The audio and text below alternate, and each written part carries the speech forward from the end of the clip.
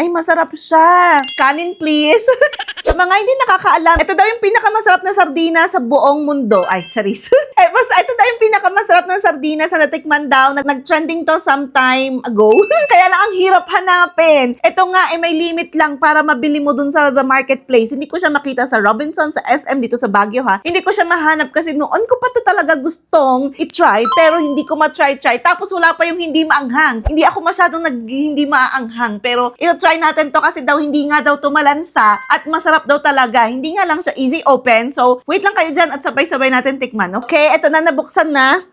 Sa amoy sardinas naman. Sa lansa, malansa pa rin naman yung amoy niya. Pero hindi ko alam kung nabawasan. Tikman natin. Pero parang mas mabango siya. Alam niyo, favorite ko ang sardinas. Nung bata pa man ako, favorite ko talaga siya. As in, ang kwento ng mama ko, pagka daw ang ulam ay adobo at sardinas ang aking uulamin. Kasi nga, favorite ko ang sardinas. Pag may nagpapasalubong sa akin, sardinas ang napasalubong. But anyway, ano lang yon, trivia. Bakit trivia?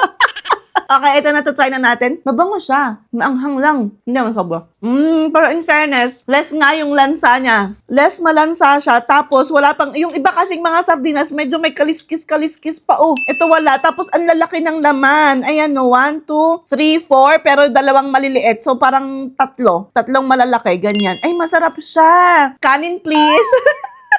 Masarap siya, tsaka hindi masyadong maanghang. Malansa, yes, pero hindi siya yung so for lansa na kasing lansa ng mga ibang sardinas. Hindi pa siya super anghang. Okay, baka maubos ko pa to, ikakanin ko na lang mamaya. Hindi ako nagra-rice ng ilang linggo, pero baka mapaparice na ako mamaya. Pero in fairness, totoo ang hype. Sa mga hindi pa nakaka-try na ito, i-try nyo na, masarap nga siya. Makukompare mo talaga siya sa mga ibang sardinas. Siguro kaya mahirap siyang hanapin at kaya may limit doon sa tindahan na yung kung ilan ang ganito ang bibilihin mo. Kasi nga, masarap siya. Nakalimutan ko sabihin, tingnan nyo yung mga isda niya, ang tataba, 'di ba? Hindi yung mga tinipid na teka, pakita ko. Oh, 'di ba? Kung gaano kakapal yung kanya lang mga baka mahulog ko na naman to. Yun lang, bye-bye.